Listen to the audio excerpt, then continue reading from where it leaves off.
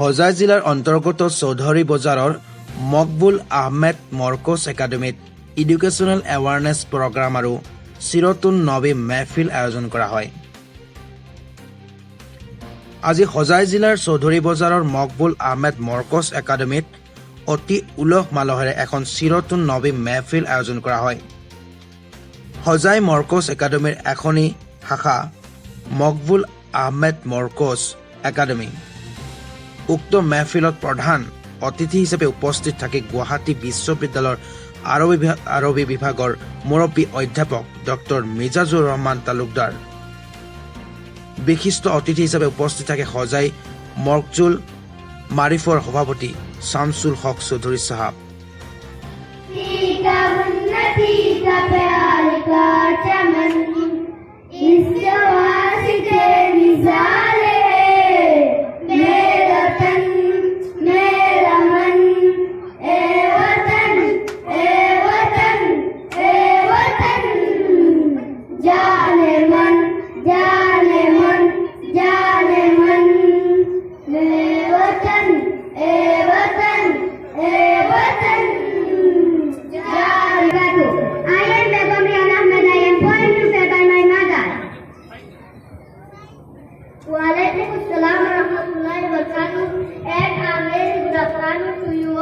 Wonderful people, I am Sabita Los.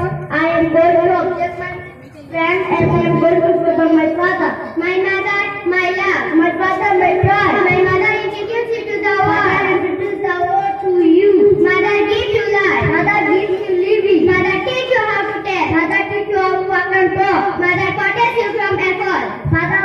Father teach you how to get up from effort. Mother tested you in her womb for 9 months. Father was taking care of your mother also 9 months.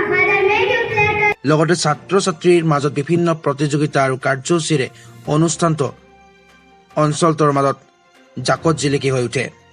Academic coordinator চুলতান আহমেদ খানে জানিবলৈ দিয়া মতে স্থানীয় ৰাইজ তথা শিক্ষকসকলৰ অশেষ কষ্টৰ ফলত এই অনুষ্ঠানটো কৰা হয়। সেয়ে চুলতান আহমেদ খান গৌৰৱান্বিত বুলি অনুভৱ কৰে। চৌধুৰী বজাৰ অঞ্চলৰ এখনি উন্নত ইংৰাজী মাধ্যমৰ বিদ্যালয়, য'ত নেকি একেখন প্ৰতিষ্ঠানতে ছাত্ৰ ছাত্ৰীক ইছলামিক শিক্ষা প্ৰদান কৰা হয়। দবকাৰ পৰা ইছাক আহমেদ ৰিপৰ্ট।